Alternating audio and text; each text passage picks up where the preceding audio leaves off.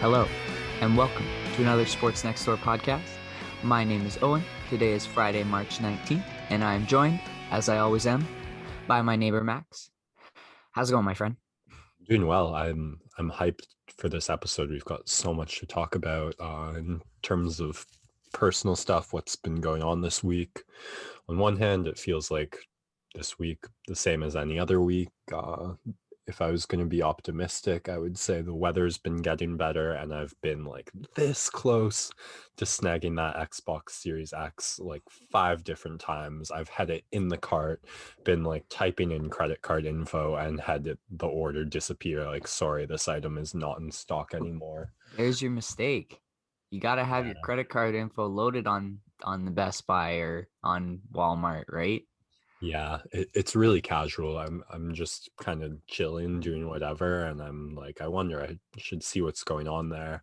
I jump into it, and then it's like, oh shit, it's there, and then I just go for it. I mean, Okay. it's like a 1 in 10 time. 5 out of 10 times, it's not even close, and then maybe 3 or 4 out of 10 times, it's like, you just missed it by a minute. And now I'm starting to question myself on the buying the X over the S, just in terms of I realized if I buy the X, I'm gonna be so tempted to like throw another $600-700 into some sort of 4K screen. Yeah, but you got to buy it, right? Because then at least you have it for the next, whatever, 7 years. I don't know if there'll ever be a new generation of consoles ever released again. Oh, So you got to get the one that's worth it, right? The S is not worth it. well, it's a question of like what kind of money can I expect down the line, because if I wanted to throw like another $200 later, like say a year from now, I could pick up a like multi-terabyte storage expansion thing, and then that's the main deficit, where like I don't have the 4K screen right now to take advantage of that X over the S. And then like you're saying, there's probably no new next generation console for 7 to 10 years at least, and then like they'll usually upgrade and re-release, so maybe like 3-4 years later you buy whatever newest and bestest version of the X comes out. I don't know, but I've also looked at the S so many times online and said like I could buy it, but I'm not going to, holding out for the X, that it's kind of a pride thing at this point. And I feel like I'd be giving in if I went and bought it. All right. Well, I will definitely let you know if I get, because I still get some of the alerts on my phone left over from my PlayStation hustle. I actually managed to scoop up a charging station this week for the controllers, which just seems to be as rare as the console itself. And so if I get any Xbox alerts, pardon? I said Xbox supremacy on the batteries. I switched to rechargeable, and that's just been a problem solved. Well, yeah, but now you can charge with the PlayStation. You now charge your controllers without having to be like playing with them, which is nice. That's what this charging station provides. 8 rechargeable batteries. It's basically the same solution. Yep. Yeah. And so if I get any alerts, I can send them your way. At my house, it has been a week. Last night, our water heater sprung a leak. So we had very, very minor flooding. We caught it really early. I guess one of the benefits of being home all the time is that you're going to notice when something's wrong in your house. And so we are currently without running water. I've got my bubbly water here, but we should have someone in today to fix it, hopefully as soon as possible. So I might have to tap out of the pod maybe for 5-10 minutes at a time. If the person ends up coming, I gotta let them in, show them where to go. Yeah, so just a heads up on that.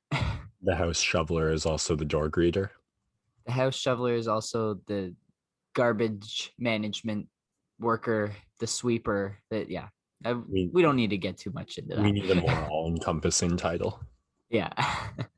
Well, the custodian is, I think, a fair interpretation of what my job is.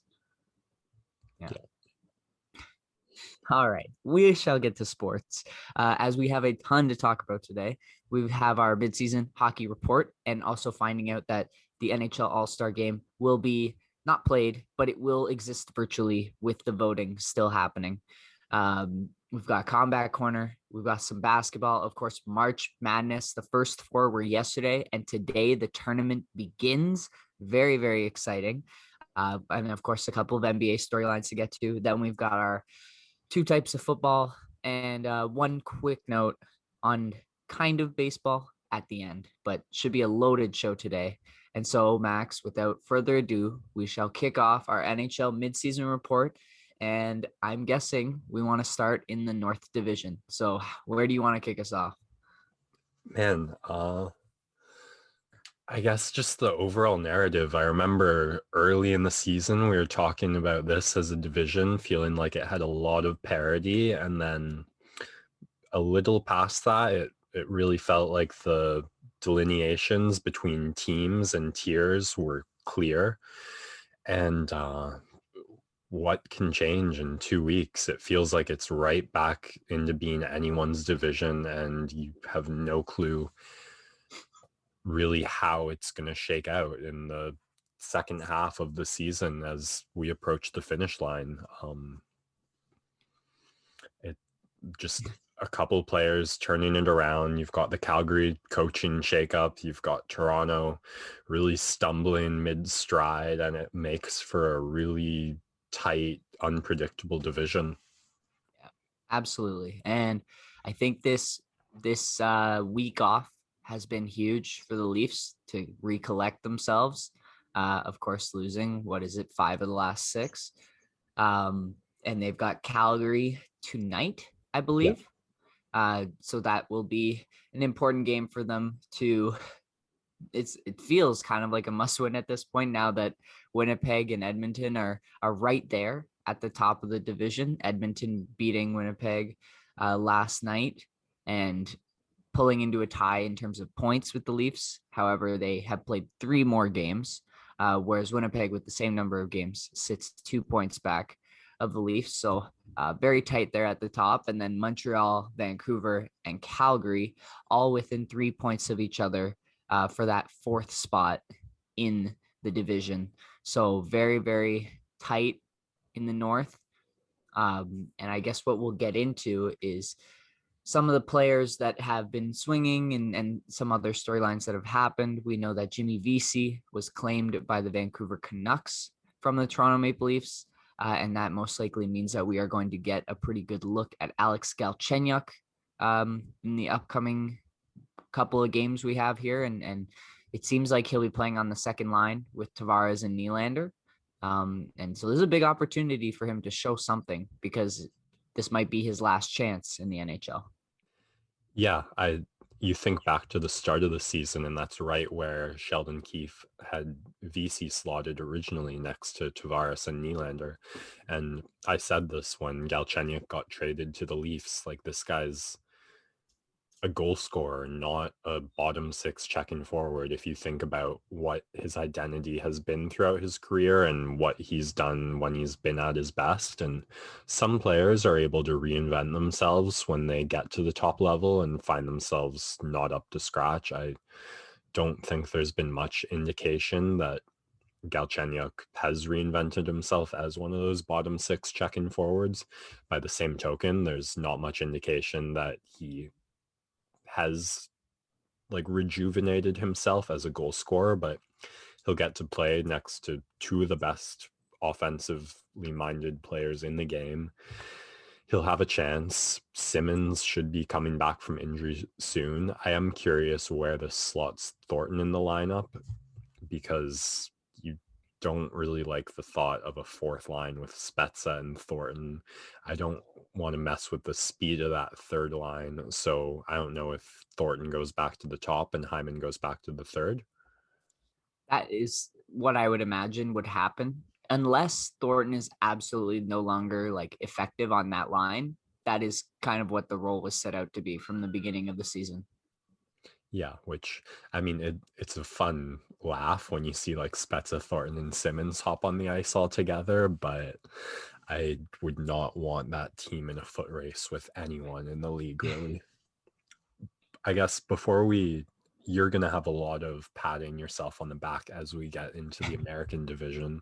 So I wanted to take one opportunity to pat myself on the back while talking about the Canadian. And I got it wrong picking the teams that would have the best goal scoring, but that was what I had in mind. And when you look at the leaders in goals in the NHL, I think 6 of the top 7, 5 of the top 6 are players on the Canadian division teams. I had no idea how about the prowess of Nick Ehlers, and I don't know how Kyle Connor flew under my radar. I thought the Winnipeg Jets would really suffer offensively from the Line A drama that was going on, but crazy offense has been a big part of the North Division story so far with, like I said, 6 of the top 7 goal scorers in the league. Yeah, which makes you really consider that or wonder which one of these teams are for real to eventually come out of that North Division, because in the NHL, goaltending ends up being the most important factor in the playoffs. And I wouldn't say any of these teams, probably just Winnipeg, is confident in their goaltending situation. Leafs definitely have been shaky the last couple of weeks with Freddie, and you can tell he's probably still fighting something, some sort of injury. Yeah. Campbell obviously has been out. Hutchinson obviously won't play for the Leafs, I don't think, for the rest of the season based on that last start that he was out. And then Demko has been turning it on, but again, you need to see that in a longer period of time to be truly confident if you're Vancouver fans. Calgary, Markstrom has been on and off. He takes a lot of shots, so it's tough to really measure. Carey Price, Montreal fans have been very dissatisfied with him. And so Hellebuck's probably your number one guy in the division for now, and which is saying something. And you could see it definitely addressed come trade deadline. Yeah, when you look at the top goalies in the league, you see a fair few of Hellebuck's numbers measure up next to, as we'll get into, Vasilevsky, Fleury, who are leading the Vezina race, but the big difference is in wins. And that might just speak to this division being more loaded. Like on any given night, you're dealing with a Connor McDavid, a Draisaitl, a Matthews, a Marner, a Toffoli, a Connor, and an Ehlers. Like there's really, it's a rough division to be a goalie in, especially if you're not on one of those 4 teams. Yeah, I don't know. It's Demko and Price, I feel like, have the momentum going right now. Montreal did drop a game in overtime recently. I'm going to be fascinated to see how many lost points they have due to overtime by the time the season ends. I think they have 8 overtime / shootout losses on the season already, which is a lot more than the other teams. So yeah, a lot of missed opportunity points there for the Canadians, but they still sit in 4th. So you just know that's going to kill them looking back at the season. Like, man, if we could have won at least half of our overtime games, looking at the rankings wherever they end up. Yeah. No one else has more than 3. So really interesting there. Yeah, I mean, that's not a playoff concern, at least. I guess gives you one bit of optimism, but yeah. Well, we also have Connor McDavid, who is still the only player to have hit 50 points on the season, sitting at 58 now, 9 points ahead of his his partner in crime, I guess you would say, Leon Draisaitl. And those two have been absolutely dynamite this season, as you would expect. They continue to carry Edmonton's offense, especially through a slow and sluggish game against the Jets last night. They were really key in deciding the outcome of that game. And not much to say, really. We've talked about it so much, but it will just be really important to follow if they can maintain this level of play for the rest of the season, because I think everyone's gotten their sort of week off now at this point. So it's just seeing which of those teams can really maintain the level of play down the stretch as the condensed schedule starts to really set in, and the fatigue is going to be a big factor in this final stretch. And when you're relying so heavily on 2 guys like Edmonton is, that could definitely catch up to them. So an important thing to watch down the stretch. Yeah, in terms of trophy tracking, I don't think it's really disputable that McDavid for the Hart at this point, leading the league in points, second in the league in goals, and you can very easily imagine where Edmonton would be just by looking at where Ottawa is without McDavid especially, but Draisaitl as well, of course. Yeah, but Ottawa's got Tim Stützle. Man, Kid has been pretty fun to watch. There were a lot of questions coming off that fantastic World Junior run, and for the most part, he's answered them, showing right where this level of play is where he belongs. And I mean, you knew he'd get all the opportunity in the world on this Ottawa Senators team, and he wouldn't have to show them a ton. But you look south of the border, I was really curious how Trevor Zegras was going to come into play off of a similarly successful World Junior campaign, and not even in the same ballpark as where Stützle is right now, and the Ducks and the Senators in very similar league position. So it speaks to Tim Stützle being NHL ready and not the Calder favorite in this moment, but having a very successful first season in the NHL. This kid is probably going to be electric as the seasons go on. And hey, look out for Team Germany come next Olympics. Yeah, always fun to have an underdog European team to cheer for, just to watch a good story, as we saw in the World Juniors.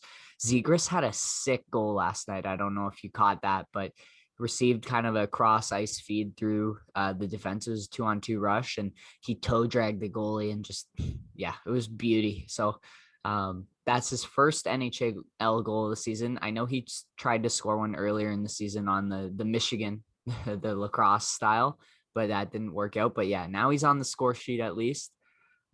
Couple less than Stützle on the season, but he's still like a really fun player to watch. But yeah, Anaheim's been struggling, and so is Ottawa, and I guess we'll get there. That Stützle pick, right? That came from San Jose tanking beyond what we would have ever thought last year, and that the pick ends up being third and conveying to the Senators. And we've seen Erik Karlsson in the news talking about how, again, he doesn't want to go through another rebuild now with San Jose after he just went through one with Ottawa for many years.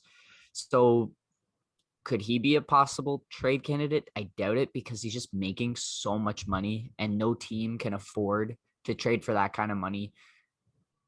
Not cap wise, just money wise. Like no one wants to be spending extra money right now in a pandemic. And so a lot of these teams have been feeling the squeeze, and it looks like Karlsson's going to be stuck in another rebuild.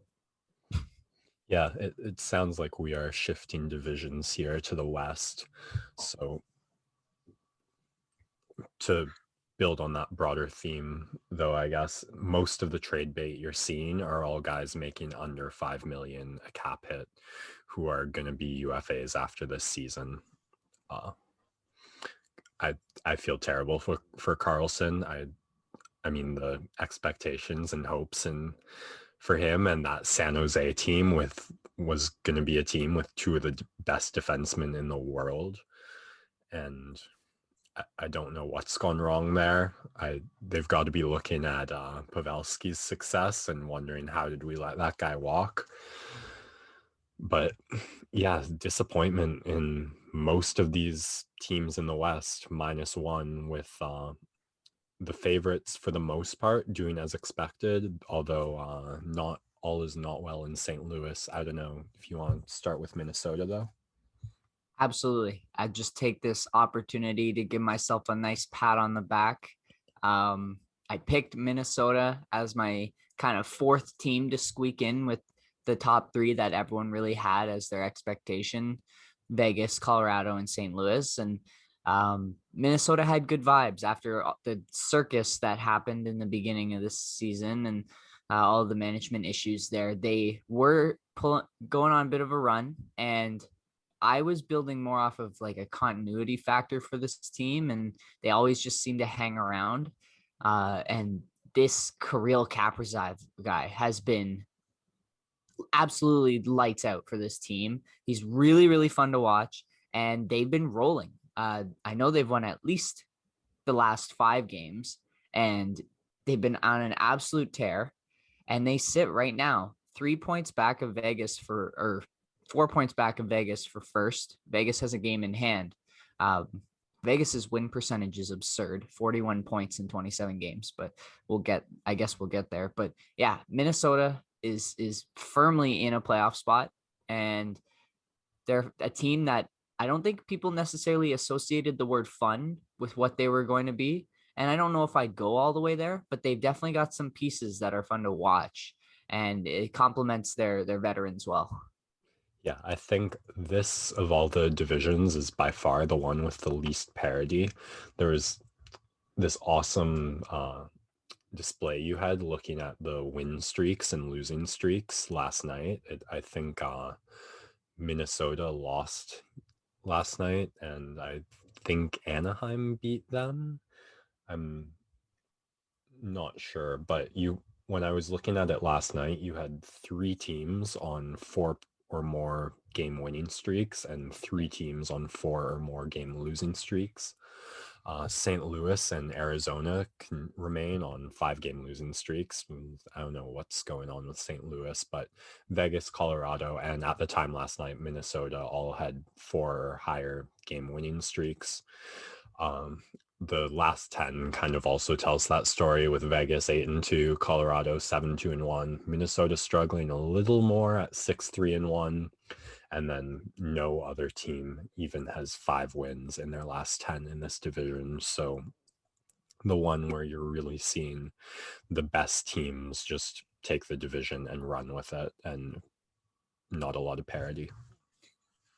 Yeah, and obviously a division that's very far out of our minds, and a lot of the games happen when I'm going to bed. So not too much in terms of actual like eyeballs on the games viewing, but general themes that we're getting, and you can tell that the Blues are missing some production, and they've had to go deeper into their lineup to get some of their younger guys going. And obviously, like, losing your captain is always going to have some sort of effect, and Pietrangelo moving over to a division rival in the offseason obviously was tough, and that's going to have an effect on your team. But they still are a completely solid lineup all the way through, and I would 100% pick them over a Kings or Coyotes, kind of the 2 teams that are hanging around in the playoff picture. But this division seems the most set out of all of the divisions in the league. Yeah. Hoffman looking like a great value pickup. He's put up 8 goals and 20 points on the season. And then the big piece for optimism, if you're a Blues fan, is Tarasenko's return to the lineup. He's 5 games into this season now, getting his first goal in, I think, like 500 something days or whatnot recently.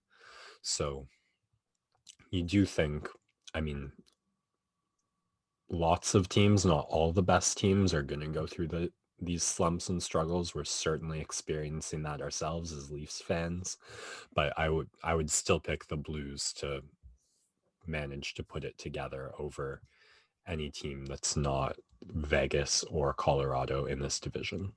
And Tarasenko's a guy, if he can get it going, he can provide you almost like one of those one man runs where it can carry a team a little bit, kind of like how you could see a McDavid, a Matthews, a Patrick Kane, guys like that who can go on like a mini run where they just produce. Tarasenko is kind of in that level. He's not like the all around domination, but he's a guy who can put up a ton of points and really lift your team for a stretch. And I'm sure he'll pull one of those out as we get further into the season, and St. Louis will definitely use that to jump up the standings and claim one of those top 3 spots. And you like this division to build that kind of momentum too. You get like a schedule where you have some games against the Ducks, the Sharks, the Coyotes, and you just get a little momentum, get a run going, and then you have that carrying into the tougher matchups. So yeah, eyes on St. Louis to see if they can pick it up, eyes on Minnesota to see if they can keep it going, and I'm not really even going to keep my eyes on Colorado or Vegas. I'm just going to assume they continue. Yeah. I guess the only other note I have for this division before we move on is that Fleury for Vegas, the only guy who's putting any competition on Vasilevsky for that Vezina. Those two are neck and neck on a lot of their numbers. Yeah. It's been tough, like you said, we don't really have our eyes too much on the other divisions. Some trophies are easier to track for others. Like I don't feel like there's any real way to know who should take the Norris just looking at stats, but like the Vezina is a fairly easy one to get a pretty good indicator of through wins, save percentage, goals against average. And right now it's just Fleury and Vasilevsky neck and neck. Yeah, and Vegas and Colorado, like the winner who comes out of that division has got to be your favorite to win the Stanley Cup, because they now have been like teams who have been loaded for the last couple of years and definitely look like they're the most talented teams up and down the roster, in my opinion, just solid at every position. So that and that was kind of what I had going into the season, where it was one of those two teams was probably going to be my pick to take it all. And so I feel pretty comfortable about them hanging out at the top of that division. Well, I have to disagree with you there because based on what I'm seeing on this season, my pick has to be the Tampa Bay Lightning. I mean, you've got the defending Stanley Cup champs. You've got the other candidate for the Vezina. I just talked about not wanting to decide the Norris on points, but looking at like NHL staff picks across the panel, it's Victor Hedman. I'm going to assume it's more than just his points doing that. Every time I watch that man on the ice, the two-way play is just phenomenal. You've got Steven Stamkos leading the team in goals, showing he can come back from injuries and still play at a really high level that frankly I'd like to see Tavares step up to and reach a little more. And you still got this player you might have heard of who's not too bad named Nikita Kucherov, who's set to rejoin the lineup sometime in this next month. I'm kind of surprised to hear you pick against them, to be honest. I thought they were the safe locks for the favorites going in. Well, obviously they're up there and the team that you would expect to win their division come playoff time. I just think it is so incredibly difficult to go back to back in this league anymore. And what you've seen from this Tampa Bay Lightning is they can get knocked out in the first round one year and then win the Stanley Cup the next year. I think fatigue and the beat down of going deep into the playoffs quite a few times is probably going to have an effect on them. And yeah, it's just really hard to always pick a team to go back to back because it's probably the most difficult thing to do in sports, which is why I would give a slight edge to a team that's still kind of hungry and chasing that first championship in a while.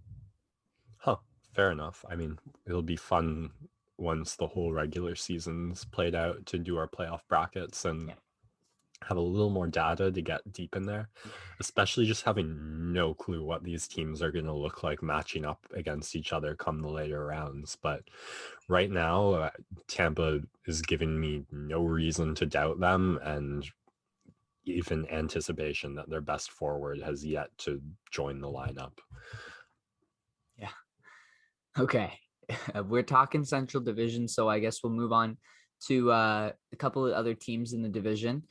I am happy with my Florida Panthers pick, and they, I think, have been the biggest surprise of the season. We knew that they would be solid, and obviously they've got guys like Barkov and Ekblad and Huberdeau who are really solid in their own right. The goaltending has not been it's never going to be what they expected when they signed Bobrovsky to that big contract. But him and Chris Drieger, have been a solid tandem for them so far this season.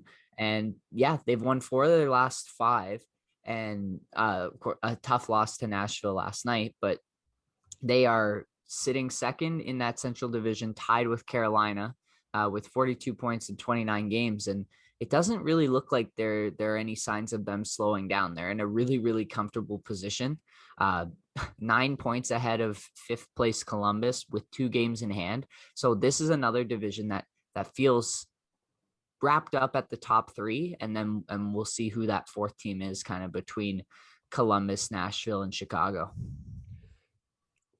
You left a team out there.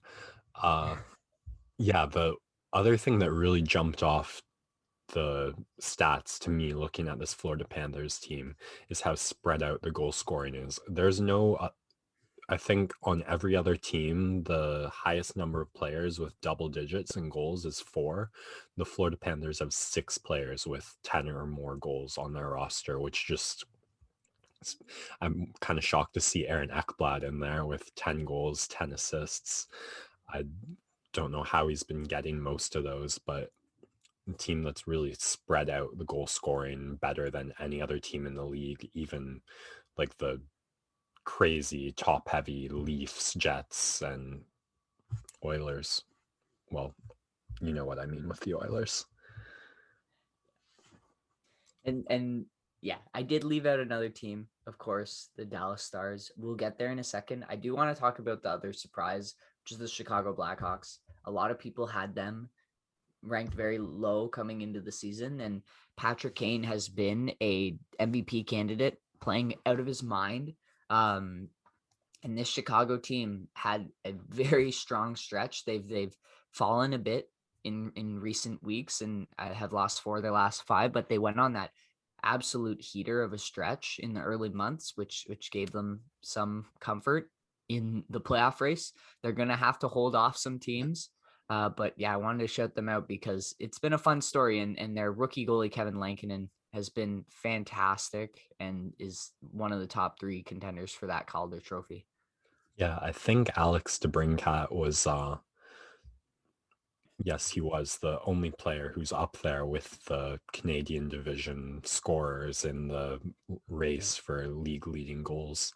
And you've got to think, talking about that grind, that stretch, that race that's going to come for that 4th spot in the playoffs, having guys like Kane in the lineup, Keith in the lineup, who've been there, done that, and made so many of those deep playoff runs is going to be just a huge boost to the team's poise down the stretch.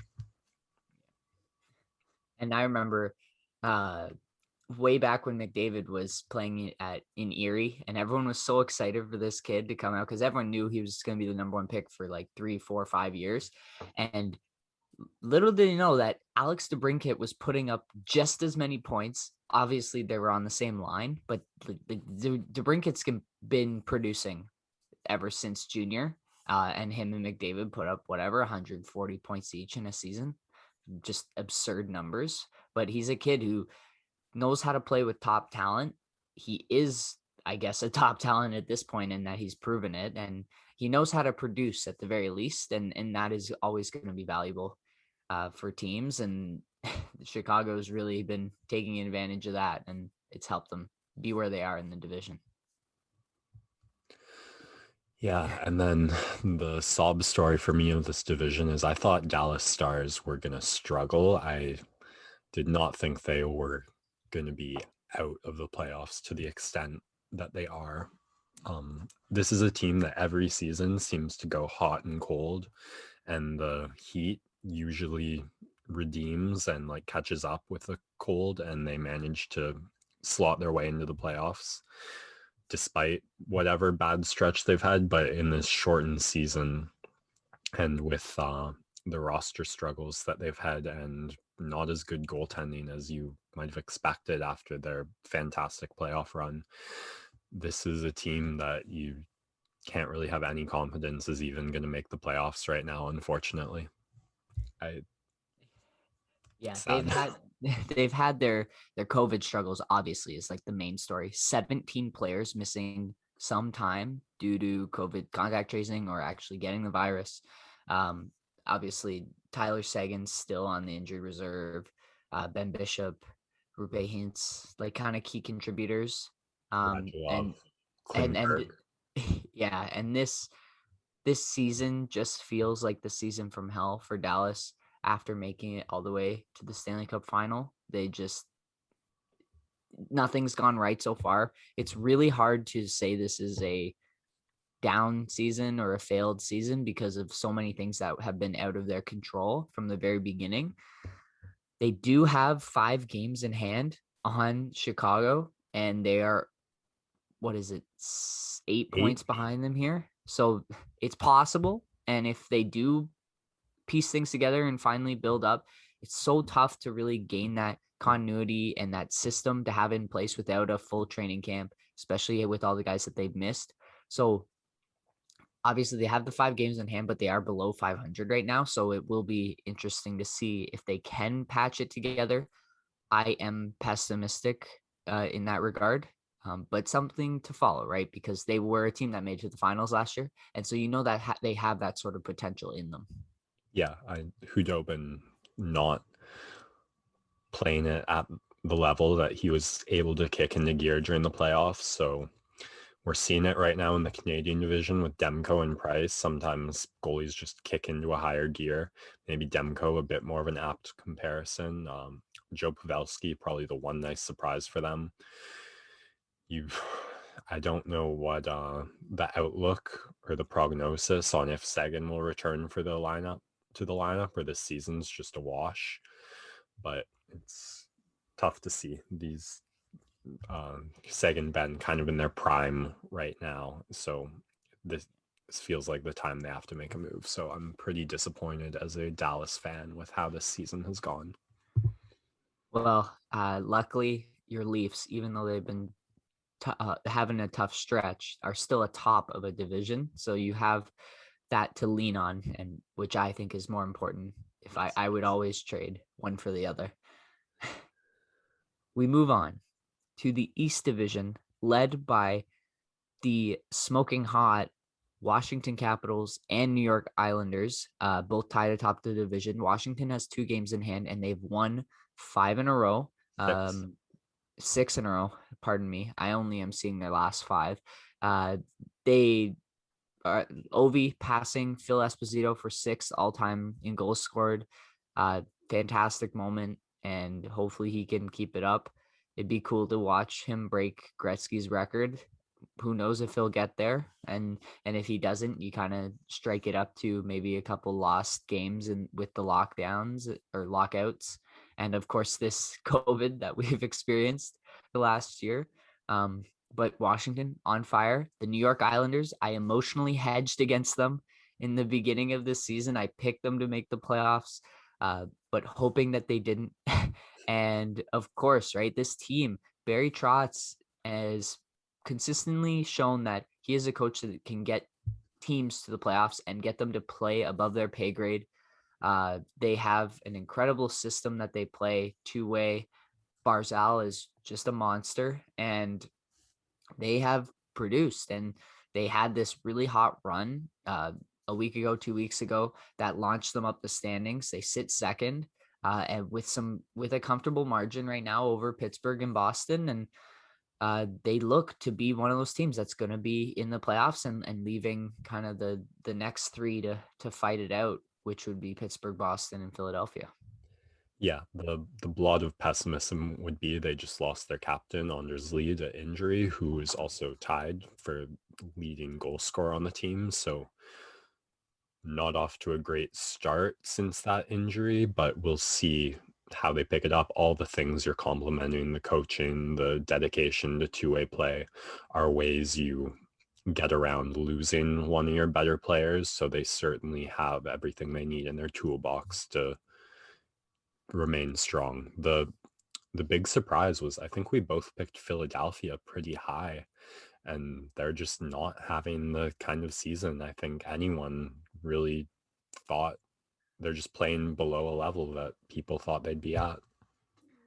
Yeah, they had a great vibe going into the bubble, and I think they were playing more cohesively. They're a team that you don't want to play against with their tough and grit, but I think because this division has other teams that provide that sort of grit, like a Boston, like a Washington, it's been harder for them to match with those teams. The defense has cost them a little bit, and especially like they haven't been able. Well, yeah, it's mostly been the defense. They've given up 99 goals. I think that puts them with the second most allowed in their division. The goaltending has been spotty. Carter Hart, you need him to turn things around. They got absolutely blown out by the Rangers on Wednesday, which is something I wanted to talk about because the Rangers had all of their coaches out with COVID. So it was basically like their AHL coaches and a general manager behind the bench, and they just thumped the Flyers 9-0. Zibanejad had 6 points in the second period. Yeah, it was ridiculous to observe. And yeah, that kind of summed up how Flyers fans, I think, are feeling about this team right now as they've struggled to reach their expectations. Yeah, they put New York's goal differential positive in one game. They're sitting at an exact +9 right now. And then you're seeing more or less what you'd expect from Boston, Pittsburgh. Crosby Malkin still leading the team a decade and a half later after the draft. Numbers starting to wane, but you can't pick against them quite yet. And then Boston Bruins, their top line soaring as it has been these past few seasons offensively, and then putting out like great defensive numbers to just stay steady, stay strong. And again, I think this division, probably between Washington, Pittsburgh, and Boston, has the most of that like playoff poise that will be real interesting down the stretch as the race for the last few spots shape up. Absolutely. So we'll get to, honestly, I think the biggest story out of this division is the Buffalo Sabres, and which is weird for a team that is the opposite of production. They have now lost 13 in a row. They fired their head coach, Ralph Kruger, so now they're paying another coach not to work for them, which I'm sure the Pugulas are not happy about because of these pandemic times and not wanting to spend money, but you couldn't keep him around because this team has just been so bad. The Buffalo News released an article power ranking the top 32 teams in the NHL, and at number 31 they had the not yet playing Seattle Kraken, and at 32 they had their hometown Buffalo Sabres. It is an absolute circus. They cannot seem to figure things out. They had a healthy scratch Jeff Skinner making $9 million. They refused to invest in like proper scouting department. When they finally got an incredible talent in Jack Eichel, they've now squandered the first 5 years of his career. It's just been disgusting really to watch, and I feel so terrible for Sabres fans because as Leafs fans we've gone through this period of agony, and for the Sabres fans it just feels like it's been going on a while. They've also had to cheer for the Buffalo Bills, who have been rough for the last couple decades until these last 2 years, and they're looking like their future's bright, and hopefully they can figure out, because it's the same ownership group, hopefully they can turn the Sabres around. They're opening up the arena to fans. I don't know who would go to watch this team. Like, it's truly like, yeah, the Toronto revenue isn't even there this season. Yeah, it's awful. I feel so terrible for Sabres fans, and this team, it's been comical how bad they've been. For those listening who aren't aware, the most expensive tickets the Buffalo Sabres ever sell is when the Toronto Maple Leafs are in town, as it's about a 2-hour drive or a quick plane ride across the pond being Lake Ontario. And those are like some of the only games the Buffalo Sabres sell out. They have a passionate fan base. It's just the Toronto fan base is just a different breed, right? Just built different, bro. There's just the sheer number and dedication to this team will have Leafs fans buying those tickets, but the Sabres fan base is passionate, and that is one of the reasons why I feel so bad for them.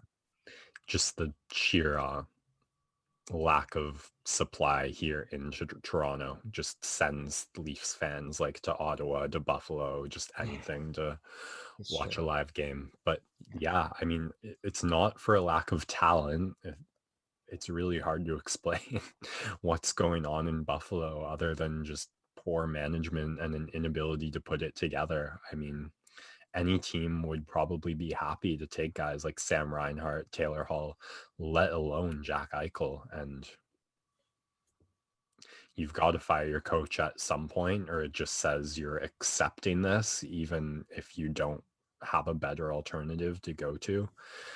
But for sure, probably the most amusing story across the NHL.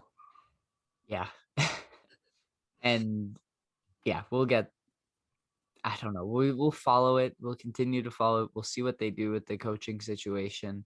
Um, yeah, I just feel brutal for these Sabres fans. I guess your one consolation is that you're gonna have the best odds for that number one overall pick. Hopefully Are you there's a even optimistic about that though? yeah, Like, great, we get another star player to squander. yeah, that's got to be how it feels. But if you can move off of some of these guys, I don't know who's gonna take them either. Like Taylor Hall has been losing himself money these last couple of years with his underperformance. No one's going to trade for Skinner's contract because he hasn't been playing. And Eichel's really your only guy. You'll fetch a ton for him if you want to move him, but you don't want to trade your franchise altering player who's still young and who could still go through a 2-3 year rebuild and just be entering his prime. So yeah, it is tough. You hope that I hope for Sabres fans that they pull out the first overall pick just as something to latch onto. Um, who knows what the talent is going to look like for this year's draft? We haven't really dug into that yet. I'm a bit more into the NBA draft because there's just less rounds and less players to keep track of. But we will get into the NHL draft at some point. But for now, that has been our midseason report. Max, I don't know if there's any other storylines from the league you want to touch on briefly. I think we've done a good job covering it. Yeah, I think we've been over the teams pretty well. I guess I want to talk a little about trade bait with we're less than a month away from the trade deadline.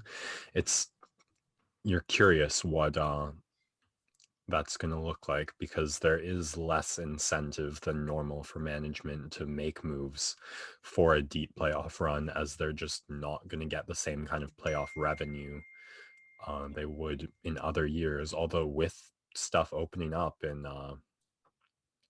the States, that may be changing. But the places where it's opening up, like Florida, you've got teams already at the top, so not a ton of incentive there. I I do think if I'm trying to make a trade with Buffalo, the happy medium from the two polls you're describing would be Sam Reinhart, who's not quite as franchise centric potential as a Jack Eichel, but not such a disappointing, awful, under not worth it contract as a Taylor Hall and a Jeff Skinner. So again, that value makes him maybe someone Buffalo would rather hang on to than not. But if I was looking for one player to trade off from them, that would be who I'd look at. I guess we've got the Predators as one of the potential contenders for that fourth spot in their division. So maybe they're less of a seller than thought earlier in the season. And yeah, it'll be interesting to see if any of those teams that we've described as like especially competing for that fourth spot, and then pretty much all the teams in the Canadian division, except maybe the Habs, who have made all the moves they're capable of, and the Canucks, who really just don't deserve to have expectations the way the first half of the season went and the way their roster is stacked. But eyes on the trade deadline, and yeah, that's all I got. The only teams I see making the big splash moves are the teams who make the most money. So it would be like a Leafs, a Canadians, although they have shown that they don't want to spend a ton of money. Rangers, but they're not really in the playoff hunt. I'm sure the Kings would be in on stuff, but it's kind of those big markets who can afford to pay to make big trades and really go up against the salary cap. But the rest of the teams, it's going to be fringe moves because no one can afford to make those big splashes to put their team over the top. And so I think it's going to be a rather quiet trade deadline, but we shall see. Been wrong before, and I'll be wrong again. But until then, that has been our wrap up of the NHL first half of the season, and we look forward to following the second half of the season as things get tight and playoff pictures become clearer. It's going to be very fun to watch in the coming summer months. And we're back. entering the combat corner. Max, got some exciting news announced upcoming for UFC 261, and also some other stuff that you want to talk about for this weekend. So I'm going to let you dive right in. Yeah, we doing this segment or podcast only twice a week. A lot of the stuff matchmaking ends up being a little stale. I'm really happy I get to talk about Olivera Chandler being match made for the belt in May. As that news broke last night, the UFC and Dana have finally accepted the fact that Khabib is in fact retired and will not be fighting again. And they've moved on in a fairly surprising move on one half of the equation, at least, with Michael Chandler, who's going to fight for the UFC title after only one fight in the UFC against Charles Oliveira, who's on this massive lightweight win streak, the biggest in the division, which has had plenty of finishes, and especially coming off that super dominant performance against Tony Ferguson, which it indicates that Dustin Poirier is probably going to fight Conor McGregor for the trilogy sooner rather than later, which, to be honest, I don't love. Like, I would have rather seen, especially McGregor, get a couple more fights in the division under his belt just to understand what we're dealing with when we see McGregor. Like, is he still the same Conor? Does he still have that touch of death? Can he adapt to the leg kicks that Poirier showed him and put against him? I would have loved to see him fight Gaethje, who really is the odd man out left in the lightweight division right now. There was some reporting that he'd be fighting Michael Chandler, but that evidently is not the case. So I wonder what's next for Gaethje, especially Ferguson versus Dariush has been announced, which is a really fun one, to be honest. I mean, I think the path to victory for Dariush is going to be clear, and Tony Ferguson really needs a win. And so that one is interesting. I don't know who else there is for Gaethje, like Dan Hooker, Carlos Diego Ferreira, maybe Paul Felder, but you've got Gregor Gillespie fighting Brad Riddell. You've got Islam Makhachev, so there's certainly names, but I kind of thought he'd be more relevant in like the big names title picture, especially with how exciting his style is. But I can't be upset about the decision this is all going in at the end of the day, because I'm so happy Charles Oliveira gets to fight for the title. You saw Tony Ferguson never get his chance on that win streak he was on, and I mean, maybe the comparison will live on as Ferguson was booked to fight for the title at least once, and it didn't work out. So fingers crossed everything goes according to plan and Charles Oliveira will manage to step into the cage on that night in May and get his chance. But it's going to be a really interesting stylistic matchup, especially because we haven't, a lot of the names and matchups at the top of lightweight are a little staler. Like, we've seen a lot of these guys match up against each other, like in Poirier and Gaethje and Hooker and Felder. So the other thing that kind of jumps off when I think about this on first reaction is that neither of these guys have fought Khabib like the rest of the top of the division has. So I wonder if that's the UFC trying to really jerk the focus away. And then when a guy like Gaethje or Poirier, who's lost to Khabib in the past, steps into the octagon to fight for the title, they've got a couple more wins on their record and further distancing themselves from that loss. So you can say there's been some evolution on their part since then, and maybe you move the division out of the shadow, as opposed to you match up like for Poirier and Gaethje for a rematch for the belt, and then even whoever wins, it's like, well, he beat them in the last 2 years, so everyone's still thinking of him as like the champ overshadowing the division. Whereas when these two guys who hadn't fought match up and one of them gets the belt, then it kind of moves away. And maybe the UFC is hoping like people start talking like, oh, Olivera's jiu-jitsu is going to be a real problem, would have been a real problem. Chandler's knockout power and wrestling defense would have been a real problem. And it eggs him on, which I don't see happening. But I do wonder if that was a factor in deciding this matchmaking. I'll be really curious to hear what Dustin Poirier has to say on the matter, because he was calling himself the champ after his last win over McGregor, saying like the uncrowned champ. And now his next fight isn't even going to be for the belt, which I thought would really be a given.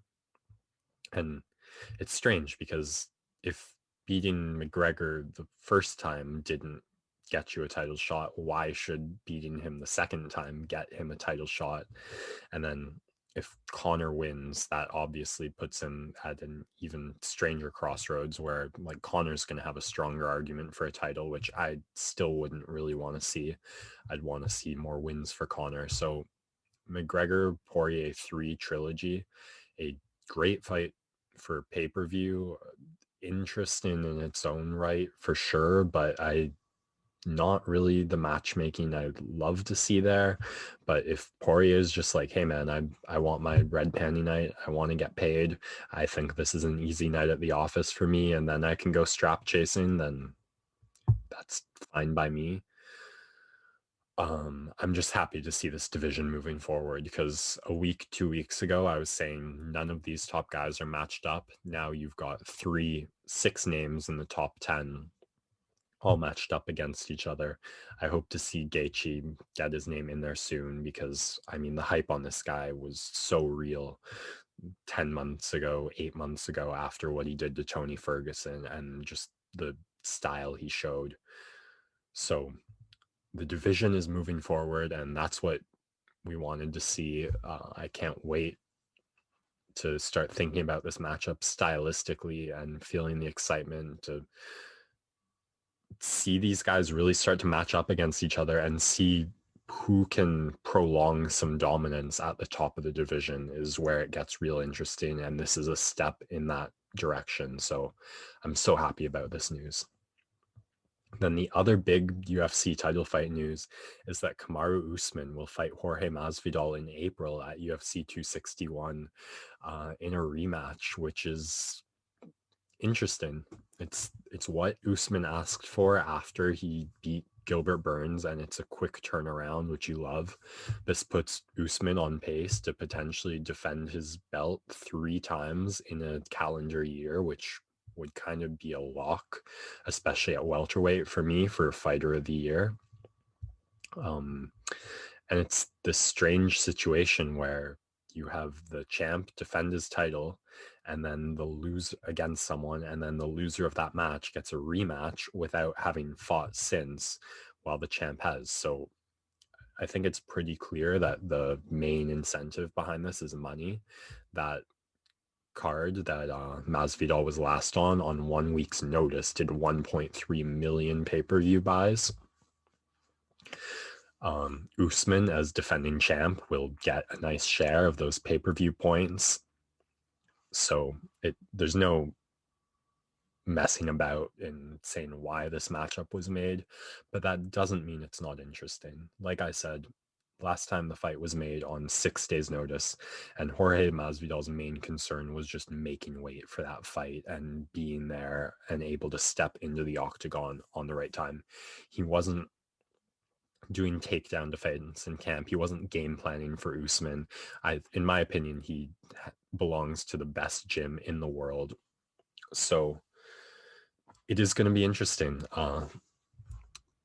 He's real. You've seen like constantly him talking like, I'm going to end these crotch sniffers. I'm going to stop it. I'm going to put an end to this wet blanket style, which I love, because I completely agree with all of his criticisms of that style. It's like, I saw this great 45-second clip of him the other day just saying, like, I don't hate grappling. Like, if you want to take me down and try and pound me out and beat the piss out of me, that's awesome. Go for it. I love it. It's the guys who just want to hang on to me and like smother me without an inch of breathing room, get me into some position where they're just stronger and win the round by holding me and stay just active enough to like not have the ref separate. That's what I call crotch sniffing and wet blanketing. And I completely agree with him in that mixed martial arts at its core is like this simulated death match that gets to like one of the most primordial forms of competition you can find. And that's what I love about it. So Usman was really heat of the moment after that Burns knockout, saying like, I will finish you this time. So he doesn't have to do it on the feet. If he wants to take Masvidal down and try and ground and pound him, try and hunt a submission, and he can do that, then that's just as amazing as if he can stop Masvidal on the feet. But you just hope he's going to be willing to accept some risk in this fight, because to be fair, we talked about Masvidal taking the fight on 6 days notice. So did Usman, and it's understandable why he'd want to play it safe. I started the segment off saying he's potentially setting himself up for an easy lock into fighter of the year, but part of that would be beating Masvidal in the sense of combat, not just in the sense of scoring. So I'm going to be really interested. Masvidal's had almost a year to work on his wrestling defense. He's the best camp in the world is getting over a month to game plan for this. It's short enough notice that the division's not being held hostage for an extra 6 months to make this fight happen. So even though it's a situation of the UFC just going with the lucrative matchmaking option, the short noticeness of it, and the fact that the first fight was like a 6 days thing, and the fact that Masvidal is such a charismatic, interesting guy who has showing these flashes of just absolute brilliance in the cage, it does very much entice me. I don't know. I did want to ask you if you thought that this storyline of, yeah, he got dominated once, but he took that fight on 6 days. He's had almost a year to prepare for this. It's a full camp this time. It's going to be different. Does that sell? Does that convince? I I think it's more the sell of just them getting the rematch. More so than just like it's going to be the buildup is going to be different this time. I think you really got to be appreciative of the sport itself to know how much prep and training goes into it. Because I don't think a lot of people understand how much these guys train on the strengths and weaknesses and game plans of the other fighters.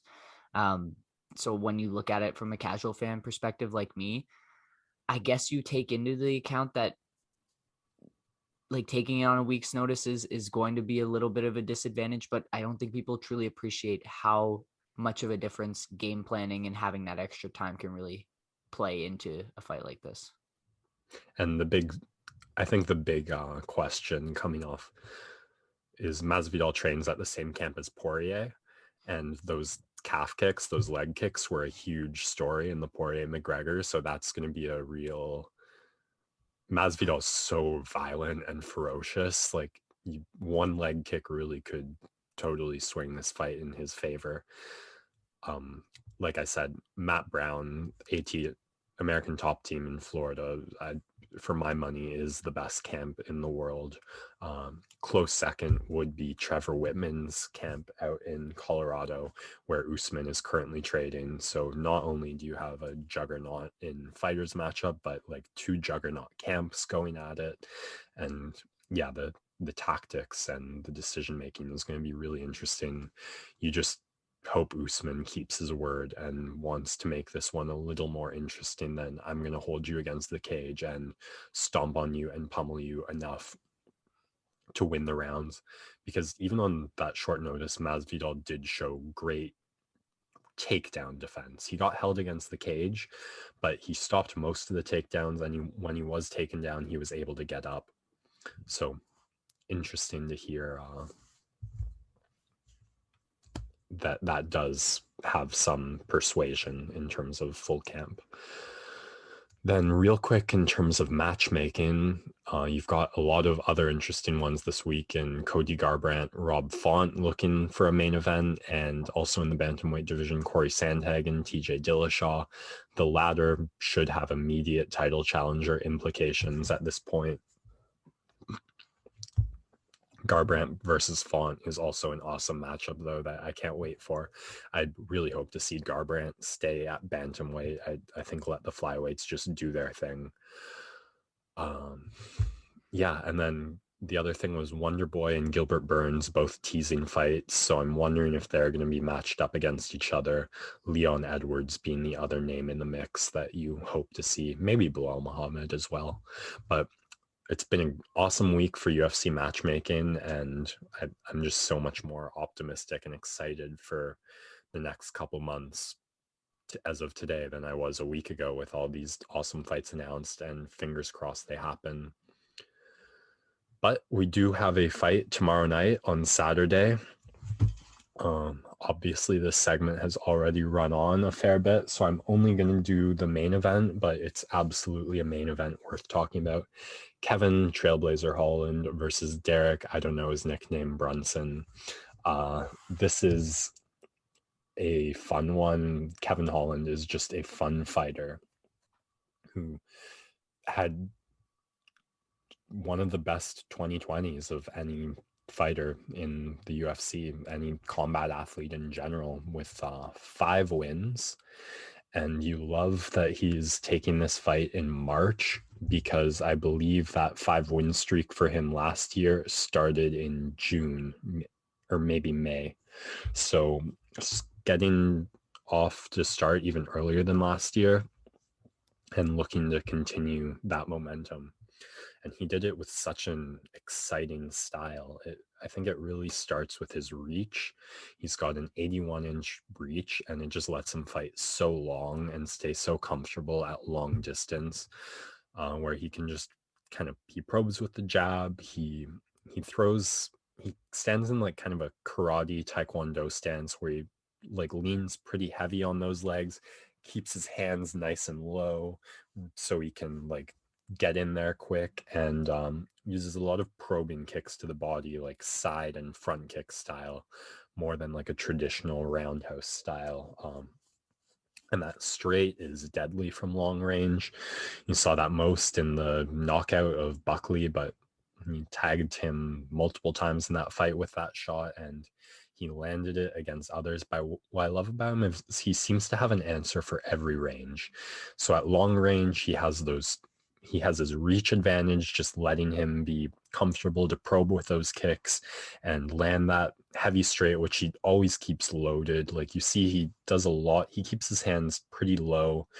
He uses his left hand, lead hand, a bit more defensively, because he always has that right hand just ready to fire on like a very quick and straight trajectory. That's kind of his game at long range.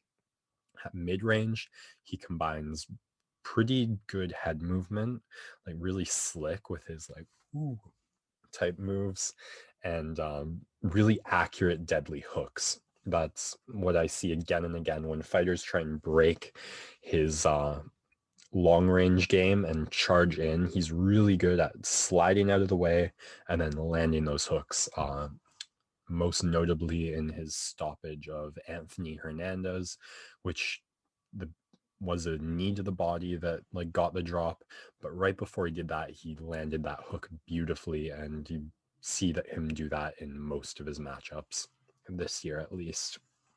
And then at short range, it gets really creative and vicious. He just uses his reach well to frame the opponent and just throws whatever like seems to come first to him, like after it, jumping knees a lot. He'll whip those elbows.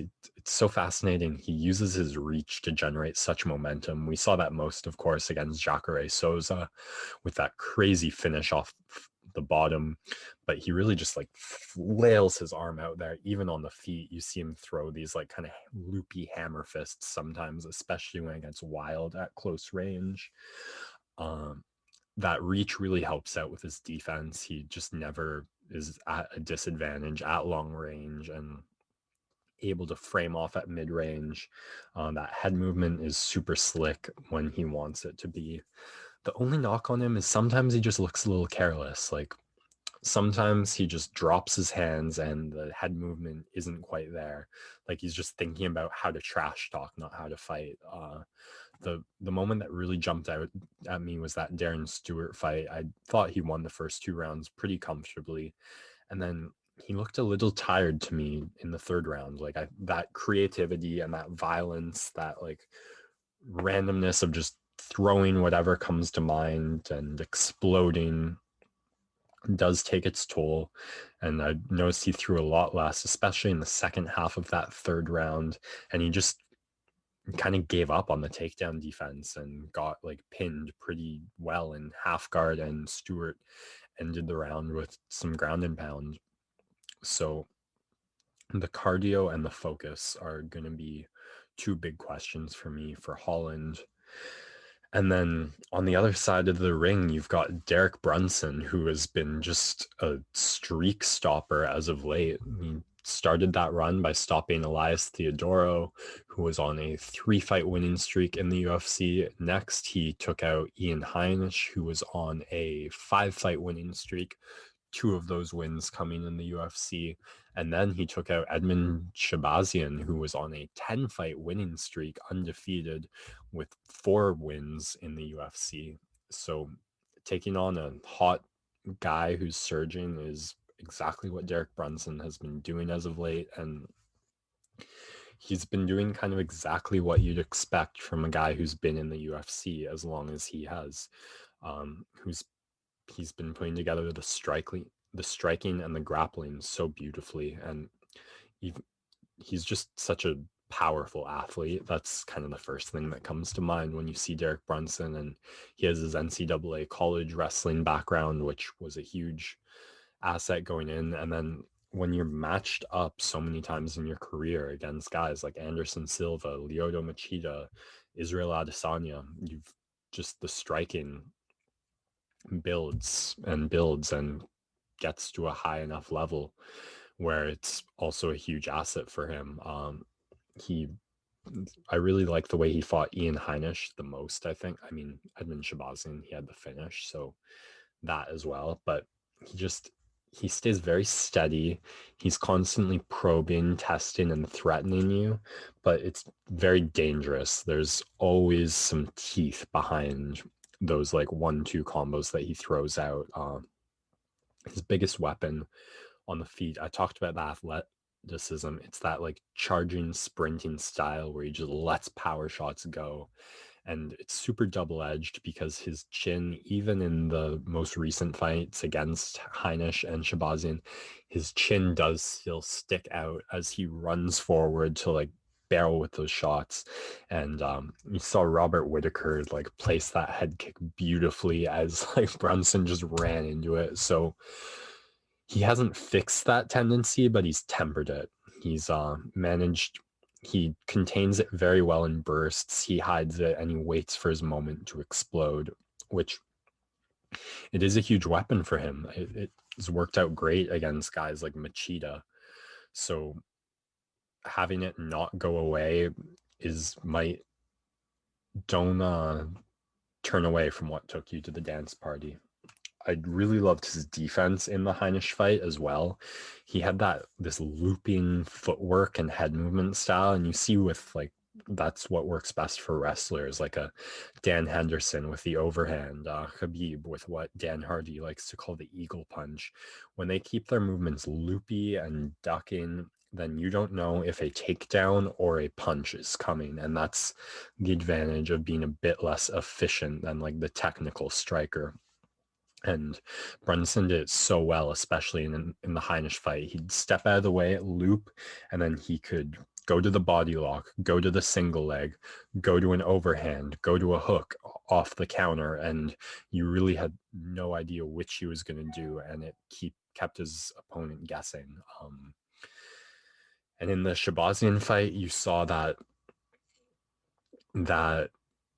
steadiness that's testing and threatening at the same time, where he kept initiating these grappling exchanges, kept testing him with like power shots after the scrambles. And as soon as Shabazian gassed a little, which I think this was a fairly short notice fight, so maybe the cardio wasn't quite where he wanted it to be. But either way, once Shabazian gassed, Brunson swarmed him with the ground and pound. And so there's kind of three sequences or exchanges I'm going to be really looking for in this fight. And the first is going to be at long range. Holland's going to have a bit of a reach advantage, and this is a southpaw orthodox matchup. So that beautiful straight right hand that Holland really likes to keep loaded, is he going to go more for the karate style or more for the high guard? You see him switch it up in different matchups depending how threatened he feels on the feet. So is he going to use his reach advantage more offensively or defensively to look for that straight? Then the second is going to be, how much is Brunson going to charge in there with that like run head up and just swing, make you worry about the power bombs so you hopefully can't time the chin. Those hooks of Holland I talked about, I think could be huge in those scenarios, but the carelessness I alluded to obviously also could cost him. And then the close range. Is Brunson going to be able to get the body lock or get the single leg off those like loopy counters? Or is Holland's creativity going to come up big? He is a brown belt, I believe, in jiu-jitsu. So I don't want to say that Brunson for sure is going to have a grappling advantage. In fact, when Holland came into the UFC, that's kind of, I think, what he was more known for as a grappler. He's certainly subverted and switched that around with the 2020 he had. But the thing that gives me confidence for Brunson is that kind of wildness of Holland. If he just tries to go for like a silly knee or think elbows when Brunson is clasping his hands, I think he's going to end up on his back. And if he's thinking offense all the time, then the steadiness and poise of Brunson, I think, of just doing the right thing, one small decision at a time, could put him in a great finishing ground and pound type position. But he's really going to have to watch for those straights at range and not charge into one, and especially the hooks. Really interesting main event. Can't wait to see how it turns out. I do like Brunson as a underdog a lot, just based off the finishing of like streakers he's been having and the kind of lapses of focus that you see from Holland. I think Brunson is the exact worst kind of opponent to capitalize on that. So can't wait for Saturday night, and I'll be ready to talk about it Monday. And we're back. I've got this TSN subscription that's promising to cover all of the March Madness, but there's going to be so much going on so quickly. Tell me, while you jump in your bracket, what powerhouse teams and what prospects should I and the listeners keep our focus on? March Madness is here, man. I'm so pumped. We're getting going just a little bit after noon today. People, by the time this podcast comes out, the games will be underway. Super, super exciting. Technically, the tournament started yesterday with our first four. We had Texas Southern, Drake, Norfolk State, and UCLA all winning their matchups to get in to the tournament, to their respective seeds. And I'm going to just go really, really quick through my bracket here. I have the Illinois Fighting Illini taking on the Gonzaga Bulldogs in the championship game, and I have Illinois as my winner. Of course, there are so many different iterations. That's why it's so impossible to have a perfect bracket. So by no means am I an expert, and definitely am going to get plenty of this wrong. I already had kind of Michigan State as my assumption coming in, and they already lost to UCLA yesterday in the first four game. So that doesn't count against my bracket, but already my bracket feels a little bit busted. I have my kind of surprise teams I have making it deeper into the round. I have a couple of upsets in the first couple rounds, like a Maryland, an Oregon, a UC Santa Barbara. Those are a couple of teams where I think they have a shot to make some upsets. My Sweet 16, the only like kind of outside the box pick is I have a USC Oregon matchup in the Sweet 16. So no 2 or 3 seed making it in that West Division. But again, how it normally goes in March Madness is there are a lot of upsets in the first round, but usually by the time you get to that Elite Eight, it's usually 1, 2, 3, 4 seeds. There's not a lot of people outside of that top 4 because those teams are just truly dominant. My final 4 are Gonzaga, Michigan, Ohio State, and Illinois, who are either 1 seeds or Ohio State being a 2 seed. The only non 2 seed or 1 seed I have in the Elite Eight is Oregon at a 7 seed. I just think similar to what we've seen in other sporting events, the top teams have risen to the top in the COVID-19 world. And in the past, it's usually there are upsets in the middle, but not a lot that come on those top teams. And so I feel pretty confident that my bracket is going to be perfect based on that.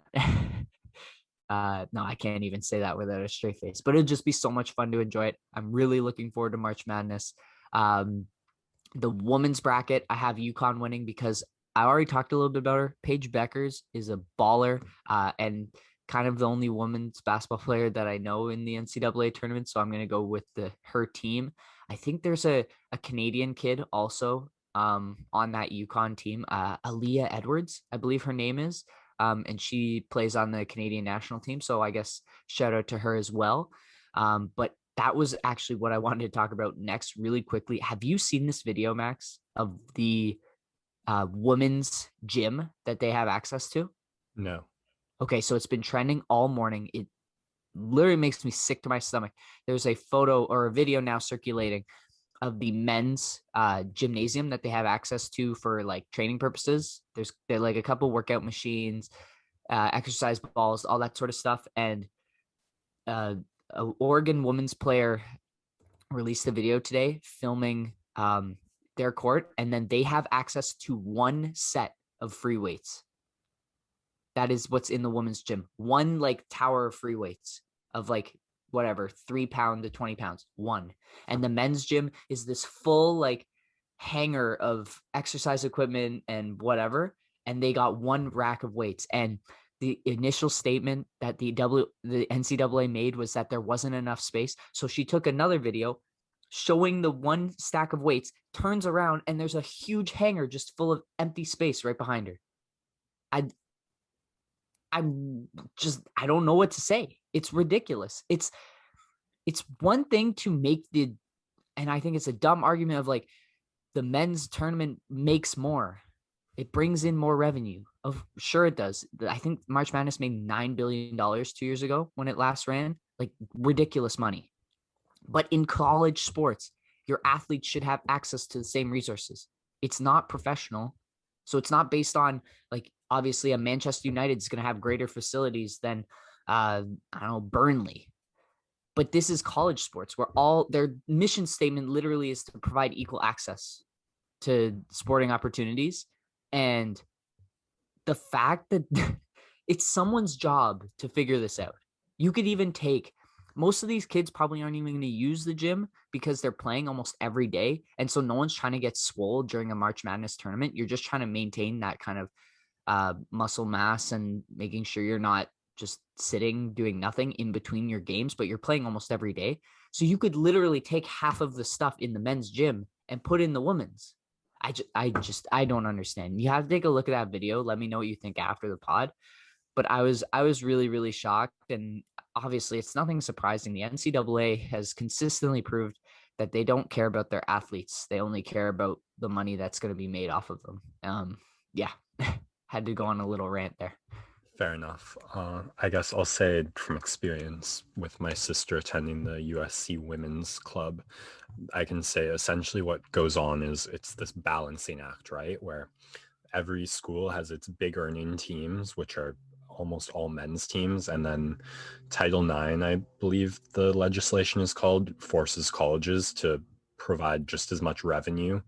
And funding to women's teams, and it doesn't have to be sport for sport. So at USC, the women's team benefits from having like the exact same balanced resources as the men's football team. So I think with college sports in general, there's just every administration plays this balancing act where they go, okay, what are our big earning teams, our most successful teams, which are typically men's, and then they pick a couple women's teams to balance that out, to have equal resources provided. And then there's going to be some men's teams that slip through the cracks because they have to divert some funding away. And then of course there's going to be some women's teams that slip through the cracks that they just didn't pick out to be matched with those men's teams. It's a shit show. Yeah, and I get the team by team, but this is like a full NCAA tournament that they are setting up, and you imagine they'd have some experience doing this, at least setting up tournaments, because that's their job.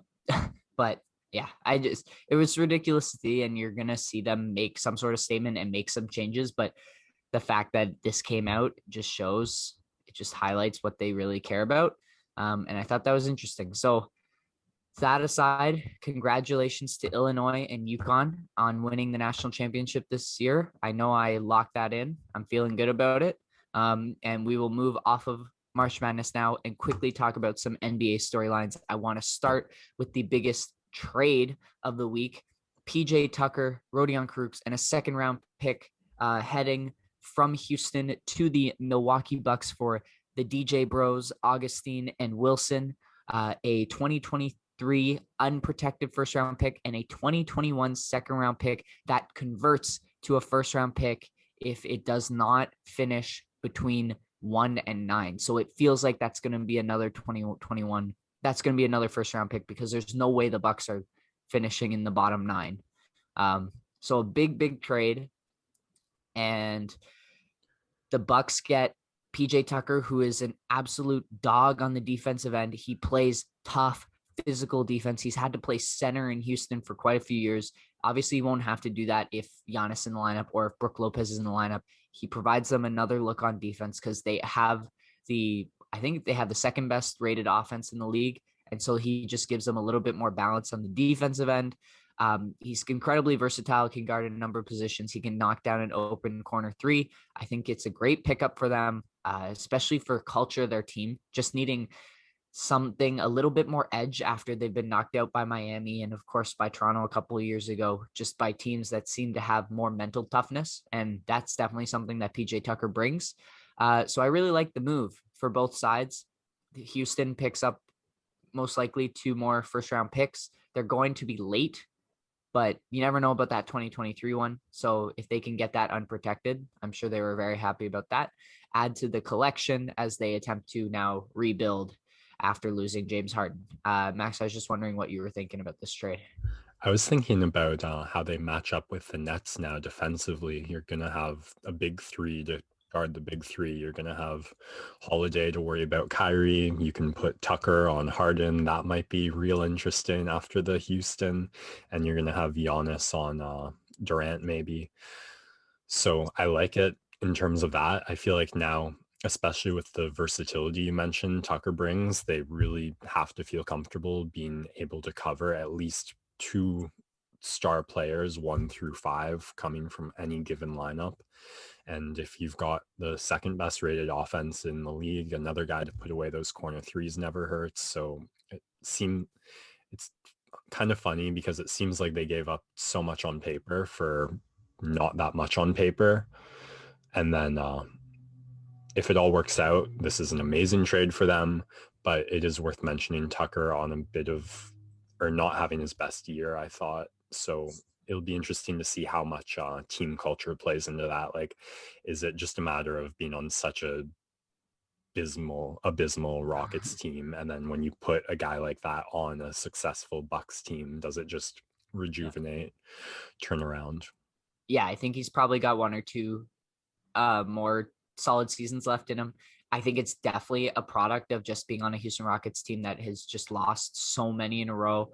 And they're actually 33rd on the Buffalo rankings. Yeah. And a guy who lost. He wanted to get moved. He's wanted to get moved. Once James Harden left, he knew things were done. And you could tell he was unhappy in that situation. So I think he was probably saving himself a little bit. The offensive stuff being down is a little concerning because he's usually getting open shots anyway. But he is going to get better looks when Giannis is driving and kicking as opposed to an Oladipo or a John Wall. So I think it's a good pickup. I think he fits in well. Milwaukee, it's a lot to give up, but also they are going all in. They already gave up 2 first-round picks for Drew Holiday to the Pelicans. Like they are going all in for the next couple of years with this roster now. They might be in the market for 1 or 2 more buyout guys, but this is it. And so they've done their best now crafting this team around Giannis, and it's time to deliver. So it will be interesting to see how they perform over the next couple weeks. You did make a bit of an interesting face when I mentioned Tucker guarding Harden. I wanted to just circle back to your thoughts on that. Well, I think PJ Tucker, is designed a little bit more to guard bigger guys. I don't know if he has nearly enough foot speed to move side to side with Harden. I don't know if there's actually anyone in the league who could really guard Harden. Maybe obviously we make the memes about Luguentz Dort putting Harden in the torture chamber. That was a great matchup to watch, but really there's no stopping James Harden. You just want to contain him and make him a playmaker and keep him to the outside. Yeah, it will be interesting to see. Brooklyn just has like 3 basically unguardable guys, and Milwaukee, if you just have a couple guys you can throw in front of them, they've got DiVincenzo, Connaughton, Holiday, of course. Middleton can play some defense. Just different guys you can try and throw and see what sticks. Just makes it a little bit better for them. I think Tucker's going to get some action guarding Durant for sure, in order to save some of Giannis on the defensive end. So we'll just see how the matchups go. They're going to integrate him slowly into the lineup, I imagine. But yeah, looking to see what happens down the line for Milwaukee. Should be a fun playoff matchup. I guess also that's one more big body or strong body to throw against Embiid in the paint, which might come in handy. Definitely. Okay, we move on to a smaller trade, but also notable. The Oklahoma City Thunder are trading Trevor Ariza to the Miami Heat for Meyers Leonard and a pick. I believe it was a 2nd round pick. This is just Oklahoma. I think it's a 2027 second round pick. So Oklahoma City essentially trading for like an 8th grader. This is a trade. Oklahoma City, of course, just looking to acquire all of the draft picks. So they add another one to their collection. Miami has to get off of Meyers Leonard after his insensitive Jewish remarks made, and like truly just he made a statement about not knowing what the word meant. He totally knew what it meant. When you're streaming like that, your true personality comes out. And that word, the way that he said it was like he had said it before and is a word that he was comfortable using. So just, really, really bad look.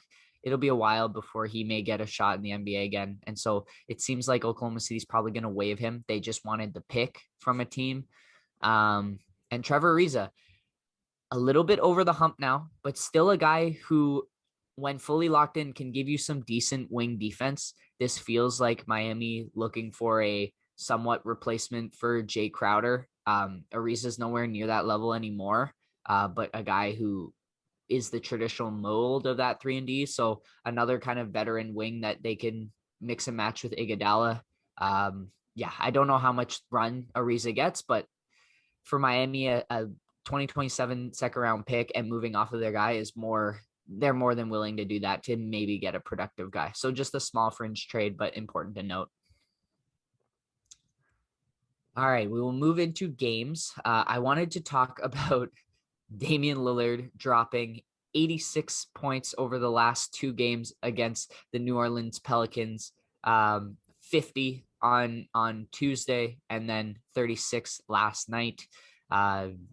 Ridiculous stuff from him, obviously well needed by this Portland team. But they do have McCollum coming back. They're working him in on some limited minutes, trying to get him back in the fold. So that's huge for them. Derek Jones Jr. has looked pretty good. He blocked Zion and Brandon Ingram on successive plays. and maybe he can solve a bit of their like defensive wing woes. And then Nurkic, if he can come back, then this and Zach Collins, then this team can really coalesce before their playoff run, and hopefully, I don't know, do some cool things, because it's always nice to see a hometown or a guy who's stayed with the team and stayed loyal have some success. And obviously, Damian Lillard is unbelievable. He's probably a top 10 player at this point right now, and he continues to score at a high level. Poor Pelicans fans who I think, I don't know, they have a shot at that 10 seed, but would you really want to go for that 10 seed? Why not just get a top 10 draft pick and add one more really awesome piece around Zion? Yeah, I thought this was going to be the season for the Pelicans. It doesn't look like it's shaping up that way, but as you said, on both counts, both the Pelicans probably tanking a little might be the strategic move here. And also I can't think of a storyline in the NBA that would make me happier than Dame Lillard like leads his team to a ring, dropping like insane points throughout. You can't bank on it. You can't expect it, but you sure can hope for it. And I think going into this year's playoffs, that might be what I'm rooting for. Yeah. Another thing I wanted to talk about that I didn't mention earlier in the week was the outstanding play of the of two of the top three overall draft picks in this year's NBA draft. LaMelo Ball has been excellent for the Hornets as of late, but I wanted to talk about Anthony Edwards. He drops a career high 42 points last night against the Phoenix Suns. Karl Anthony Towns adds 41, and the Timberwolves get the win over the Suns. Anthony Edwards has been on a tear as of late. I think he's starting to really piece things together and how he's figuring out teams. And he's just so incredibly athletic that he can blow by anyone. He's got every dunk that he makes. It just seems like he's in the air for like 10 seconds. He's just floating, and some ferocity behind those jams as well. Of course, he was a big football guy, so he's got a ton of strength on him. And I think if you're Minnesota, you lost that D'Angelo Russell trade. Like, that is just a horrific trade for them, where you give up Andrew Wiggins, who obviously they wanted to move off of, but you give up a draft pick that's going to be probably top 3 this year. And if not, it's unprotected next year because of the top 3 protection this year. And you get D'Angelo Russell, who plays zero defense, obviously is going to satisfy Karl Anthony Towns, but I just don't think he has been playing to the level that they expected. And so this Anthony Edwards can kind of cover up some of the mistakes that they've made if Edwards can truly become the number 1 pick that they're hoping he can be, because he has flashed some awesome potential and is still learning the game and has a ton of raw ability that can turn into some really cool skills. What are the details on that pick? Like, who has it? And if it's top 3, Minnesota keeps it this year. If not, yeah. So Golden State has it. Okay. Because they had D'Angelo Russell, who they got in a sign and trade when Kevin Durant went to the Nets. They got D'Angelo Russell in return. They send D'Angelo Russell to the Minnesota Timberwolves because the Timberwolves were panicking and wanted a friend to put beside Karl Anthony Towns. So the Warriors got Andrew Wiggins and a top 3 protected first-round pick in return for D'Angelo Russell, which was a great trade for them. And essentially, the pick is most likely going to be top 3. So then it will convey to an unprotected pick next year, which projects to be a pretty good pick as well, because it doesn't look like Minnesota's moving up the standings anytime soon. But depending on the draft odds, it could be 4 or 5, and then that pick belongs to the Warriors, which is great for them because they get to add another top 5 pick alongside Wiseman and try and add something for Clay, Steph, and Dre to use next season. Yeah, I think if I'm the Warriors, I'm kind of hoping it's a 4 or 5 pick this year, because I'm not certain on this, but if you're Edwards is putting it together, then like one more top 3 pick and maybe it's not a playoff contender, but it's certainly probably a better pick at 4 or 5 this year than low teens next year. Anyway, thanks for the update. Hopefully some people were also unaware and also just got educated there. Yeah, my pleasure. I'm always following our boy Andrew Wiggins, and got to follow the Canadians. I guess another Canadian I want to talk about really quickly before we go to our last point with Andrew Nemhard. I believe he plays. I'm going to actually look that up right now. This is kind of awkward, but he was someone who went through some medical complications in his high school career. He's a member of the Gonzaga Bulldogs. He's Canadian. He looks to be an NBA draft prospect coming up in this year's draft, and just a Toronto area kid who you want to wish some luck to in the tournament. So best of luck to Andrew Nemhard from Aurora. Shout out to him real quick. Okay. The last storyline I want to talk about was the Wednesday night games had some late game heroics, fun to watch. John Morant with the scoop and score over the Miami Heat. Doncic breaks PG's ankles, drops the floater to seal things for the Mavs, and De'Aaron Fox hits a step back jumper over Bradley Beal to give the Sacramento Kings the win over the Wizards. All three of those guys, young, upcoming talents, really fun to watch them, and all of their teams fighting for their various spots in the standings. Obviously, the Kings a little bit further down than they would like to be. But yeah, nice to have a couple of late games go down to the buzzer.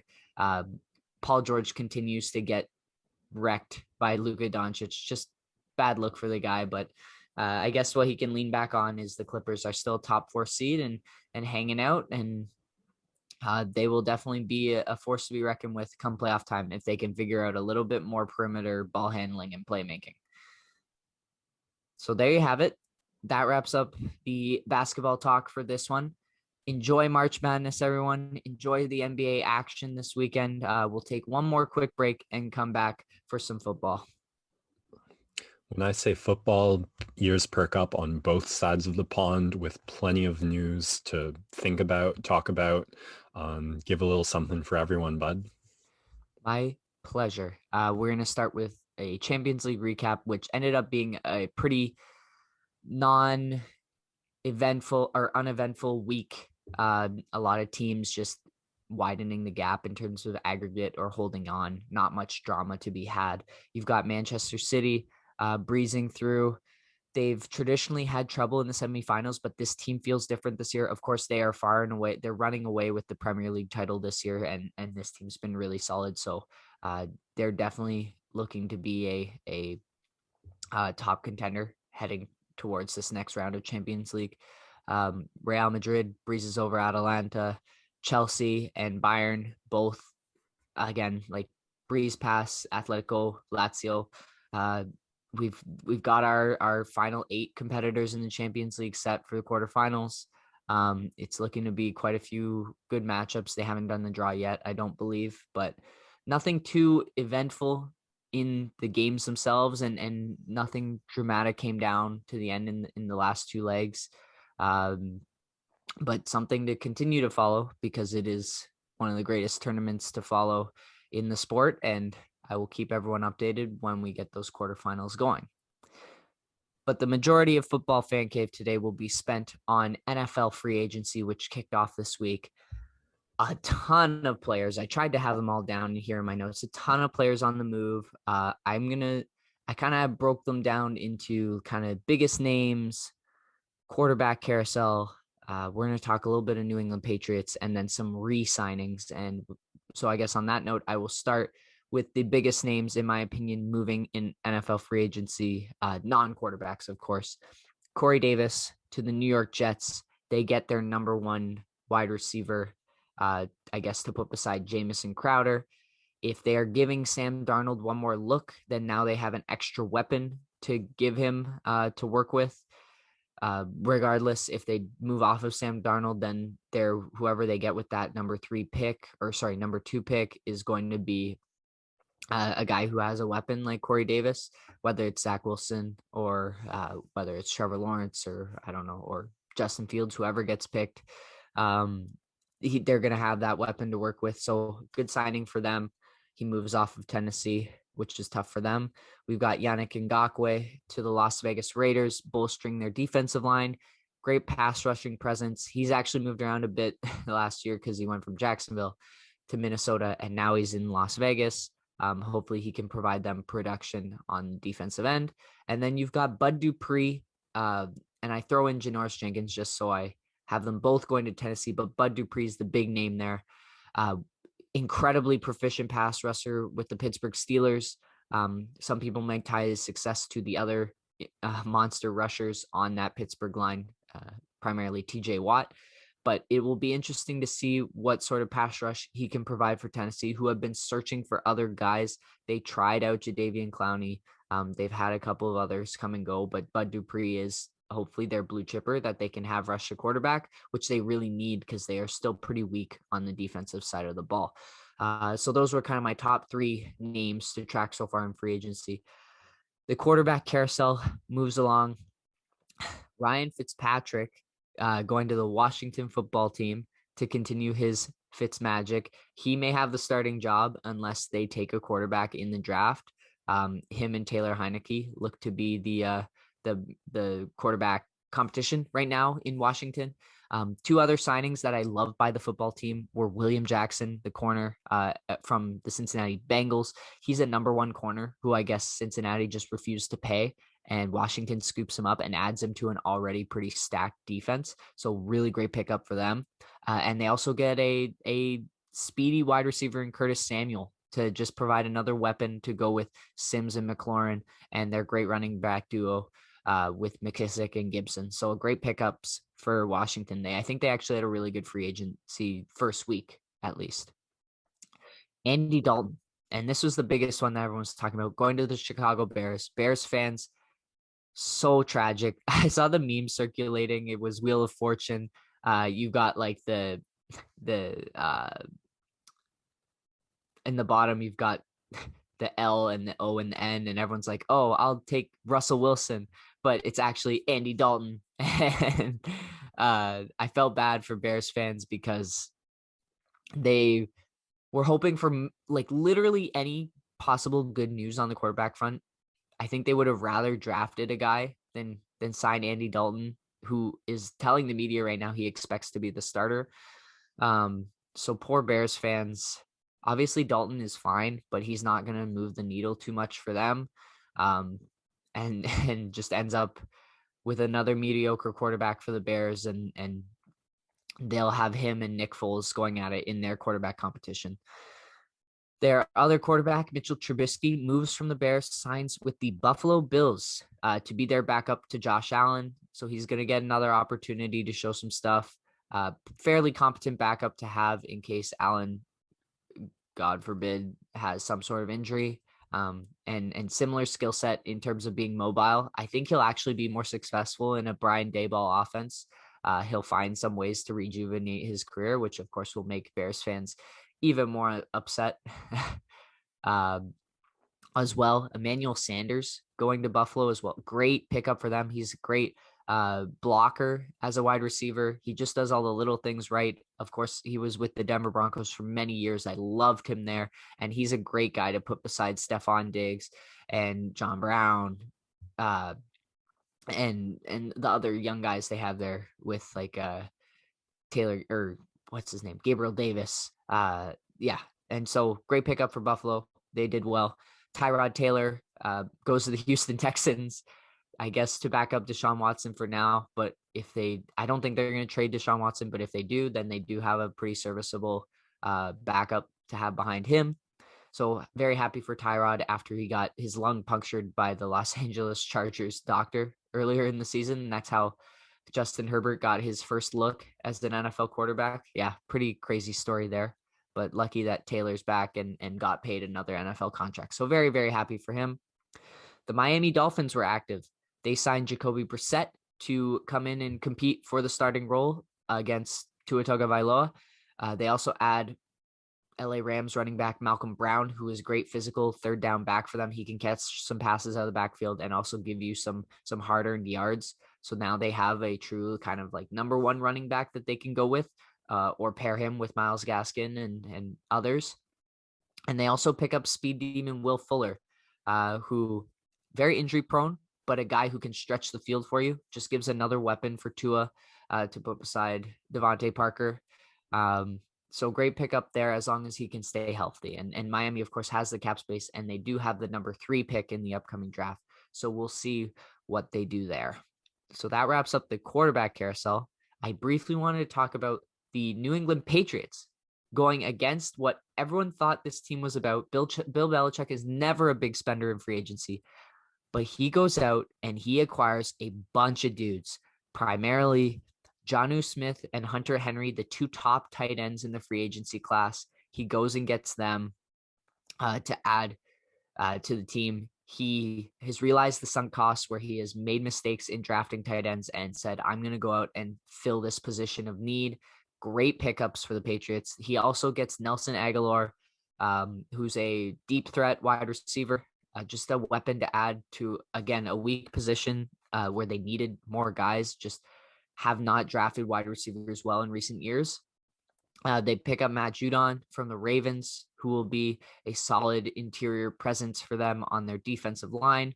And Kyle Van Noy coming back to the Patriots, who received a compensatory, I think, late round draft pick from the Dolphins for letting him sign with Miami last season. So now they have that pick and they get to re-sign Kyle Van Noy to help him rejoin the Patriots. They're going to get some players back, most notably Dante Hightower, because a lot of Patriots opted out last season. So I think this Patriots team, despite, again, they went 7-9 and they probably should have gone 3-13, and they're going to get guys back. Obviously, the quarterback position is still a huge position of need. They re-signed Cam Newton. I think a lot of people love him in terms of his attitude, but I worry about his production because it doesn't look like he can really throw the ball deep down the field anymore. But the Patriots, besides quarterback, the team is starting to settle in again around the quarterback position. And they're going to be back in this playoff hunt again. I don't doubt it, because that is just what they've done for 2 decades now. There are quarterbacks in the market to be traded for. Do you see that as a thing that could potentially happen, or? Yeah, so the big 2 that are looming, of course, are Russell Wilson and Deshaun Watson as like the top trade targets. The only teams that really have the assets to get those guys are Jacksonville, New York, and Miami, because they have those top picks that they can give, plus more picks, plus like a tangible quarterback in return. I think Seattle specifically was saying if they were to move Russell Wilson, they'd be looking for a starter level quarterback in return. And not a lot of teams have that in addition to the draft capital. I don't think either of those like top quarterbacks get moved. And then the other quarterbacks that you're looking in trade or free agency market, just, I don't know if they move the needle enough for the Patriots to really move. So they may be looking to move up in the draft and scoop Mac Jones from Alabama as a prospect. We'll get to the NFL draft in a couple of weeks' time. Yeah, I think the Patriots for now are stuck. They're either going to have to find another bargain bin quarterback, or they're going to have to draft a guy to put along with Cam Newton. But for now, Cam Newton's their guy. It's something they seem content with. I wouldn't be as a Pats fan, but again, the rest of their team is starting to look solid again. So you can never count this team out. Okay. The last section I wanted to talk about was the re-signings. Tampa Bay looks like they're running it back. Gronk, Shaq Barrett, Levante David, all re-signed with the Buccaneers. It looks like they're just going to keep the roster and go at it again. Why not? When you're the Super Bowl champs, you can do that. Guys take a couple discounts. They'll get one more run at it, and then maybe you go sign your big contract the next year, especially with the salary cap down. The new media deal just came in. Amazon getting all of the Thursday night games starting in 2022. ABC getting a couple Super Bowls. That's exciting. So the money's coming in a couple of years, and guys will be able to make their money then. So for now, with Tampa Bay, they're looking to run it back, go back-to-back champs. Leonard Williams gets a big pay raise and re-signs with the New York Giants. He was a prolific interior presence, pass rusher for the Giants, a big part of their defensive success this season. So they rewarded him with a big payday. And Trent Williams getting the largest contract in tackle history in the NFL, a big part of San Francisco's running game, pass protection.